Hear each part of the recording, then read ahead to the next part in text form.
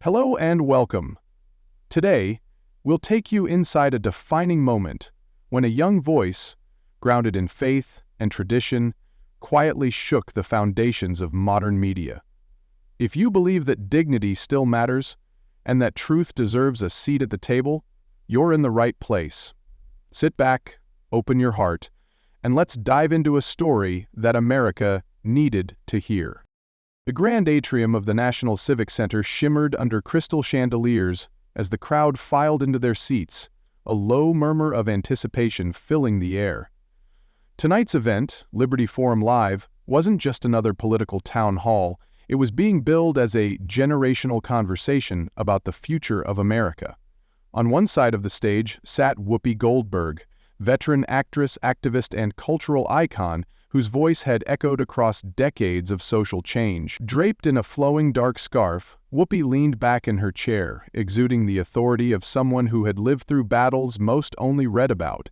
Across from her, seated with calm poise, was Karoline Leavitt, the 27-year-old White House press secretary, her navy blazer crisp, a simple silver cross necklace catching the stage lights.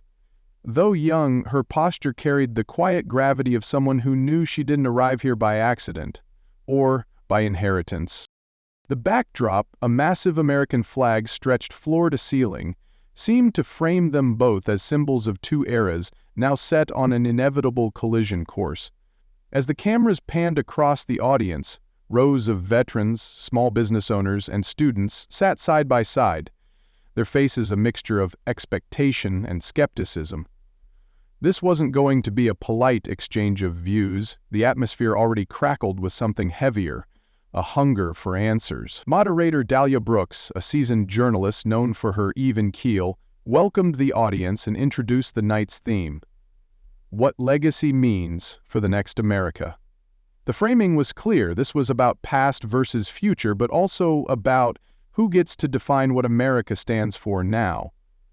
As the applause faded and the cameras zoomed in, Karoline folded her hands lightly in her lap, eyes steady.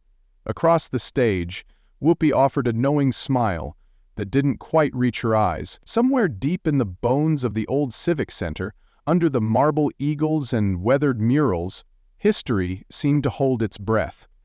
Two very different voices were about to collide, and America was ready to listen. The first moments after the introductions were deceptively soft. When asked why she chose to enter public service, Karoline Leavitt didn't launch into statistics or slogans. Instead, she leaned gently toward the microphone, her voice steady but warm. "I grew up in a house where Sunday dinners mattered more than Sunday headlines," she began. "My mother taught me to pray when things got hard. My father taught me to work harder still." A ripple of recognition moved through the older members of the audience. This was a language they understood, a rhythm of life built not on grievance, but on gratitude. Karoline paused, letting the room breathe with her. "And I grew up," she continued, "watching women like you, Ms. Goldberg, blaze trails that people like me could walk. I still remember sitting cross-legged on a worn carpet, watching The Color Purple with my mom. She cried. She said, 'That's what strength looks like.'" For a fleeting second, even Whoopi Goldberg softened, nodding almost imperceptibly. Respect had been offered. But Karoline wasn't finished. She shifted slightly, her hands still folded neatly before her, the silver cross at her collar glinting under the lights. "But somewhere along the road," she said, her voice dipping into something heavier, "we stopped walking together. Somewhere the fight for dignity turned into a fight for dominance. Somewhere questioning the government became applauding it, so long as it fit the script." The tension in the room thickened, subtle but unmistakable. Karoline's tone remained calm, respectful, but the undercurrent of challenge was undeniable. She wasn't here to tear down the past. She was here to question why its lessons had been forgotten. "I don't stand here pretending my generation has all the answers," she said. "But I refuse to inherit a narrative that says loving your country is outdated, or that believing in faith and family makes you less enlightened." Some audience members leaned forward, their faces intent. Karoline's approach was careful, not a sledgehammer but a scalpel. She wasn't condemning, She was asking uncomfortable questions, and as she finished her opening statement with a soft but firm, "Respect built this country, maybe it can still save it," the room, once poised for polite applause, sat in rare, uncertain silence, listening harder than anyone had expected. The moment the moderator shifted the discussion toward the meaning of patriotism, the temperature on stage dropped perceptibly. Whoopi Goldberg leaned forward, hands clasped loosely, her voice carrying the weight of battles fought long before Karoline was born. "Patriotism," she said, "doesn't mean wrapping yourself in the flag and pretending everything's fine. It means questioning injustice. It means pushing back against the parts of this country that have always needed fixing." A nod of approval rippled through parts of the audience. Karoline Leavitt didn't interrupt. She waited. And when she finally spoke, it was with a firmness that seemed to catch even Whoopi slightly off guard. "You're absolutely right, Ms. Goldberg," Karoline said, her voice unwavering. "Patriotism demands truth, but questioning your country is different from despising it. It's possible to criticize America's imperfections without denying its goodness." A few quiet claps from the back rows punctuated her words. She pressed forward. "Where I come from, loving your country isn't a performance. It's personal. It's standing in line at the food pantry and still hanging an American flag in your window. It's working double shifts and praying over cold dinners, still believing tomorrow will be better because this country gave you a chance." Her words resonated deeply, especially among the veterans and blue-collar workers scattered throughout the hall. Whoopi didn't yield ground. Her smile thinned as she countered. "But what about those who never got that chance? What about those this country left behind?" Her voice was heavy, personal. Karoline didn't dismiss it. In fact, she nodded slowly, acknowledging the pain embedded in the question. "We have to fix what's broken," Karoline agreed. "But we can't pretend the foundation itself was a mistake. My father didn't fight double shifts because he believed America hated him. He fought because he believed it was worth it. Because faith in the unseen, in the unfinished, isn't naive. It's necessary." A murmur rolled through the crowd. Some sat back, visibly moved. Others stiffened, clinging to skepticism. Then Karoline added, quieter but sharper, "Patriotism without gratitude becomes grievance, and grievance, if we're not careful, becomes a new kind of blindness." That line hung in the air, heavy as stone. Dahlia Brooks, sensing the deepening divide, shifted in her seat, but didn't intervene. She knew better now. This wasn't just a debate. It was an audit of ideas, a confrontation over what America's heart really beats for.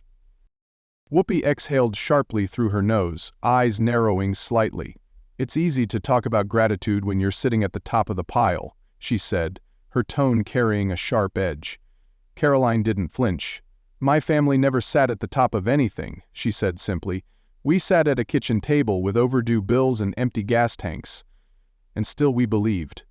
For a long moment neither woman spoke. The audience shifted restlessly, caught between two versions of patriotism. One forged through fighting injustice, the other through enduring struggle without surrendering hope. It was the first real crack in the dam, and everyone could feel the pressure mounting. The moderator's next question was meant to shift the energy, but Karoline Leavitt didn't wait. She leaned in, her voice steady but carrying an unmistakable edge. "With all respect, Ms. Goldberg, there's something we need to talk about," she said, pulling a folded sheet of paper from the inside pocket of her navy blazer. The camera zoomed closer. "You once stood as a voice for the voiceless. You challenged presidents. You challenged injustice. You made us believe that standing up mattered, even when you stood alone." Karoline paused, allowing the weight of those words to land, honoring the Whoopi that many older viewers still admired. But then her tone shifted, gentle but firm. But somewhere along the way, that courage got traded for convenience. Somewhere standing up became sitting down, so long as the right people were in charge. The audience stirred, uncomfortable, intrigued. Karoline unfolded the paper carefully, revealing a printed screenshot. "This," she said, holding it up so the cameras could catch it, "is a segment from last year's Liberty Forum archives. A young mother, Elena Torres, came here to speak about how lockdown policies destroyed her small business and nearly cost her family their home." Karoline's voice sharpened slightly. Her story was powerful, emotional, unfiltered. and it was cut mid-sentence, not for time, not for language, but because it didn't fit the preferred narrative. On the giant screens behind them, a short, muted clip of Elena Torres appeared, her image frozen just as tears welled in her eyes, mid-sentence about losing everything. Then it blinked out, replaced by the Liberty Forum logo. Gasps echoed around the room. Whoopi Goldberg sat back in her chair, her expression unreadable. "You taught us to speak truth to power," Karoline continued, her voice low but unrelenting. "But today, too often the new power is protected, not questioned. And the truth is edited out if it doesn't earn applause from the right crowd." Karoline didn't shout. She didn't grandstand. She simply let the evidence hang in the air, a silent indictment far more damning than any speech. Whoopi finally spoke, her voice clipped. "Editorial standards exist for a reason." Karoline met her gaze without blinking. "So does editorial courage." A slow ripple of reaction moved through the audience. Some crossed their arms defensively. Others leaned forward, captivated. Older veterans, middle-aged teachers, retired nurses, faces that had lived through broken promises, recognized something raw in Karoline's challenge. She wasn't discarding the struggles of the past. She was demanding that those who once fought for the truth stop filtering it now. "Gatekeeping the pain of real Americans," Karoline said, softer now, but with even more precision, "is not activism. It's betrayal. Betrayal of the very people you once claimed to stand for." For a long, crackling second, no one moved. No one spoke. Even Dahlia Brooks, the moderator, stayed silent, her hands frozen above her note cards. It wasn't a debate anymore. It was a mirror, and Karoline Leavitt had just held it up without flinching. The silence was heavier than any applause could have been, and somehow far more powerful. The silence that followed Karoline's words was deafening, and it was already traveling faster than anyone on stage realized. Within minutes, short video clips from Liberty Forum Live began to flood X, TikTok, and Facebook. But it wasn't the usual flashy confrontation that went viral. It was Karoline's calm, the unwavering way she stood her ground without shouting, without mockery, without losing respect, even as she delivered a devastating truth. One 15-second clip in particular spread like wildfire. Karoline holding the faded image of Elena Torres high under the glare of the stage lights, her voice even but edged with fire. "Gatekeeping pain is betrayal." That line, clipped and shared across thousands of accounts, struck a nerve deep in the American conscience. All Americans, especially veterans, first responders, and small-town families, seized on the moment. Posts flooded in with captions like, "Finally someone who fights with dignity, and this is how real leadership sounds." The hashtag #SpeakFree began trending nationally before the night was over. News commentators scrambled. Fox News cut into programming with breaking analysis, calling Karoline's performance a masterclass in calm conviction. Even mainstream outlets like CNN, while critical, had to admit the emotional power of her restraint. In coffee shops in Indiana, on kitchen radios in Florida, on late-night cable news in Texas, Americans watched a young woman confront a cultural icon without disrespect and still win the room. In group chats among retirees, veterans clubs, and church circles, Karoline's image passed from phone to phone. She wasn't angry, she wasn't arrogant, she was something older Americans hadn't seen enough of in years. A young person who understood that courage doesn't mean chaos. As the sun set outside the Civic Center and the event moved toward its next phase, Karoline sat quietly backstage, unaware of just how deeply she had already resonated across the country. She hadn't shouted. She hadn't stormed out. She hadn't begged for approval. She had simply, respectfully, refused to surrender the truth, and millions had heard her. Backstage, the noise of the Civic Center felt muffled, as if the thick marble walls had absorbed the tension still vibrating in the air. Karoline Leavitt sat alone on a simple folding chair, her navy blazer draped carefully over her lap. The faint gleam of her silver cross catching the low fluorescent lights. Her hands, though steadied during the confrontation, now trembled slightly in the aftermath, not with fear, but with the adrenaline of having stood her ground under a storm she had seen coming but refused to dodge. Her phone buzzed relentlessly on the small table beside her, but for a long moment she didn't reach for it. Instead, she bowed her head, inhaled slowly, and let the silence settle around her like a shield. Across the hall, aides and producers scrambled, voices sharp, fingers flying across keyboards as damage control memos were drafted at lightning speed. But Karoline stayed still.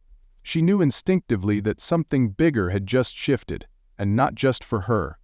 She thought of her parents watching from their small home in New Hampshire, their hands probably clasped together on the worn armrest of the old family couch. They hadn't raised her to win arguments. They had raised her to know who she was when the world tried to tell her otherwise. The door creaked open slightly, and one of her young aides slipped inside, breathless. "You're everywhere," he said, his voice a mixture of awe and disbelief. "Fox News, Newsmax, even CNN's running it. Musk just posted a clip of you with the caption, 'Finally, someone real.' And," he paused, grinning, "President Trump's office just called. He wants to speak to you personally." Karoline smiled faintly, a smile that didn't quite reach her tired eyes. She finally reached for her phone, scrolling past dozens of unread messages until she found one that made her pause. It was from her husband. Just 3 simple words. "You stood tall." She locked the screen and slipped the phone into her pocket. Tonight wasn't about headlines. It wasn't about being viral. It wasn't even about winning. It was about proving to herself and to the millions quietly watching across America that truth still had a place on the national stage, even if it had to fight for it now more than ever. Karoline rose slowly, smoothing her blazer back over her shoulders. She wasn't naive. The backlash would come. The spin, the smears, the late-night ridicule. They would all follow. But as she walked toward the bright lights of the Civic Center's side exit, she felt lighter somehow, steadier, because in a world of noise, spin, and spectacle, she hadn't shouted to be heard. She had stood her ground and let the truth speak for itself. And for the first time in a long time, America had listened. By morning, it was clear Karoline Leavitt hadn't just won a moment, she had ignited a movement.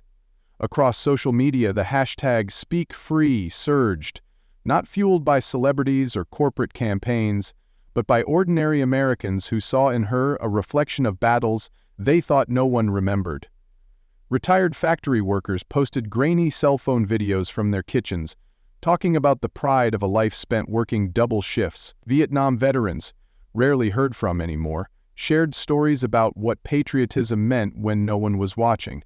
Small-town pastors, single mothers, and blue-collar teachers uploaded short clips holding handwritten signs, "I speak free." And Karoline, understanding the rare fire she had lit, moved swiftly but deliberately. In a simple video recorded from her hotel balcony, the Washington skyline hazy behind her, she spoke plainly. This isn't about going viral. It's about restoring the right to tell your story, even when it's not fashionable, even when it's uncomfortable. If you've ever been told your beliefs don't belong, your struggles don't matter, or your voice isn't welcome, this movement is for you. Speak free. Stand tall. The clip, raw and without slick production, hit 10 million views in just 24 hours. Within days, Karoline's team launched the Speak Free initiative, a platform dedicated to amplifying voices that mainstream outlets had long ignored.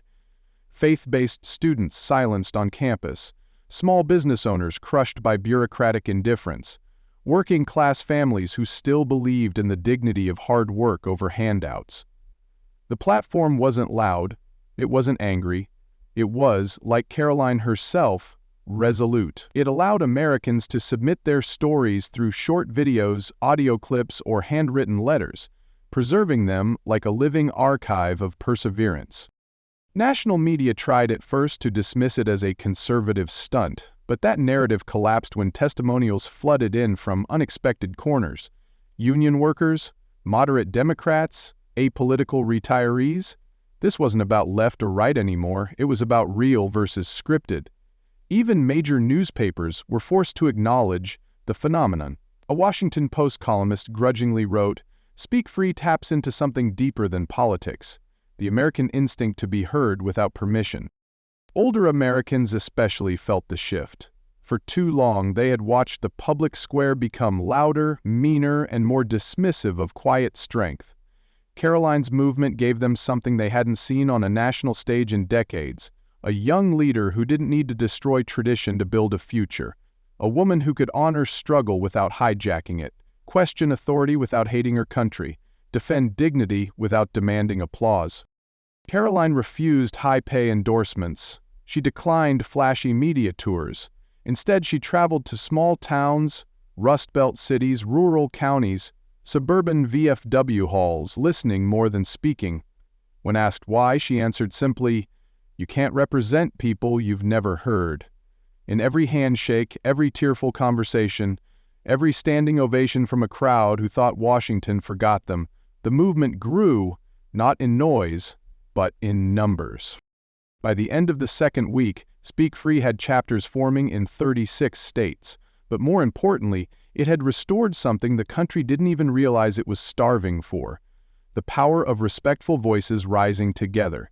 Not to drown each other out, but to remind America that truth doesn't have an expiration date, and that silence, when principled, can be louder than any scream. The late afternoon sun dipped low over Liberty Plaza, casting long shadows across the open-air square where thousands had gathered. Folding chairs stretched as far as the eye could see, but most people stood, eager, silent, expectant. Flags waved lightly in the breeze, some crisp and new, others faded from decades of sun but held just as proudly. As the loudspeakers crackled to life, Karoline Leavitt stepped onto the simple wooden stage, wearing navy slacks and a soft gold blouse. Her silver cross gleamed just above her heart, a quiet symbol of where her strength was anchored. She didn't stride, she didn't gesture wildly. She simply walked to the podium, rested her hands lightly on its edges, and looked out over a sea of faces, young and old, rich and poor, urban and rural, bound by something the cameras couldn't quite capture. "I was told," she began, her voice clear but unhurried, "that this generation doesn't understand struggle, that we live in a world too soft to know sacrifice, too privileged to feel patriotism." A faint murmur rippled through the crowd. Karoline paused, letting the words settle. "I disagree." Her tone sharpened, not angry, but resolute. Struggle isn't defined by who shouts the loudest. It's measured by who keeps standing when no one is looking. And if you're standing here today, whether you wore boots in the jungle or steel-toe shoes at a factory or simply held a family together through hard times, you know exactly what I'm talking about. The applause began slowly, like the first drops of rain before a storm. Karoline continued, her voice gathering strength. "You don't need to burn flags to demand justice. You don't need to tear down statues to prove your worth. You don't have to despise yesterday to build a better tomorrow." She leaned in slightly, her words ringing over the plaza. "We can honor those who came before us, even if they were imperfect, especially because they were imperfect. That's what real patriotism looks like. Gratitude without blindness. Hope without erasure." A young mother near the front wiped a tear from her cheek. A veteran in a faded Vietnam cap raised his hand briefly to his brow. Karoline's words weren't laced with fury or cynicism. They were rooted in something older, something deeper. A stubborn belief that America, though battered and bruised, was still worth fighting for.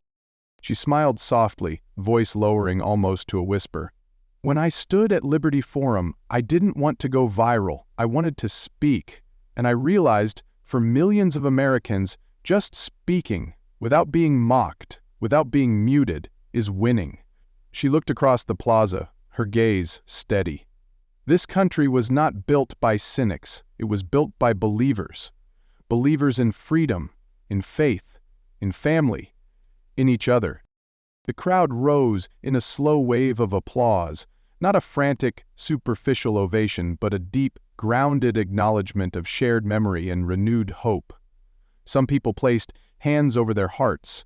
Others simply closed their eyes, as if absorbing every syllable. Karoline straightened at the podium. "So today," she said, her voice ringing now like a bell through the plaza, "I don't ask you to shout louder, I ask you to stand firmer, speak freer, love harder, not because it's easy, but because it's ours, and because the real America, the one built in sweat and sacrifice and stubborn, imperfect hope, is still alive, still beating, still worth everything."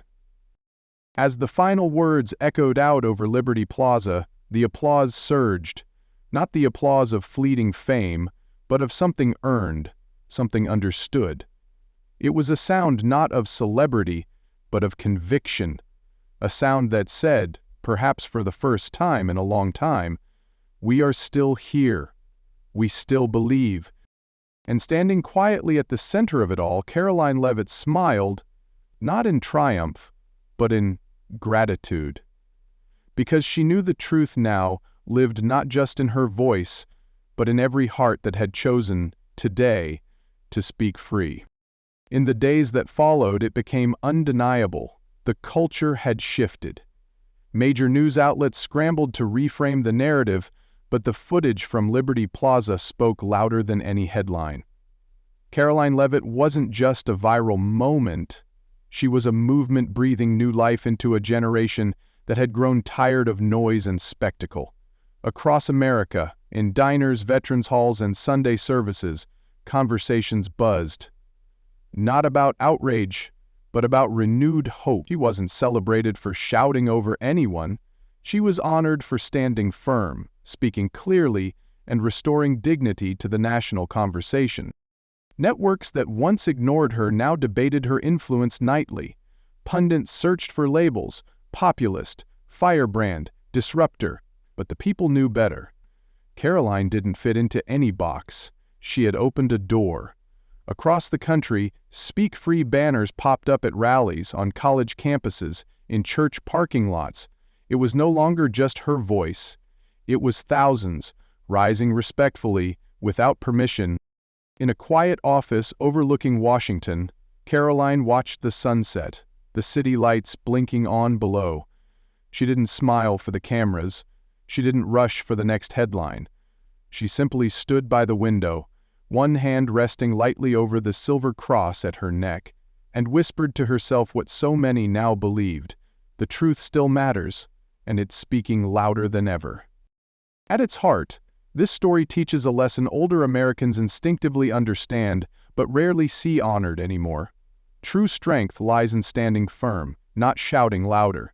Karoline Leavitt's quiet resolve at Liberty Forum showed that dignity, respect, and unwavering conviction still have the power to move a nation more than outrage or spectacle ever could. She reminded us that patriotism isn't about blind loyalty or constant criticism. It's about loving a country enough to tell its hard truths without tearing down its foundations.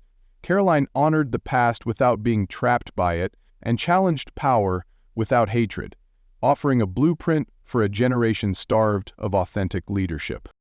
The movement she sparked, Speak Free, wasn't born from anger. It was born from the simple but radical belief that every voice matters, especially the ones long ignored. In a world that often rewards noise over wisdom, Karoline proved that courage doesn't need to trend to matter. It just needs to endure. Her story reminds us all, legacy isn't what you inherit, it's what you defend. And sometimes, the most powerful revolution begins not with a scream, but with a steady voice that refuses to bow.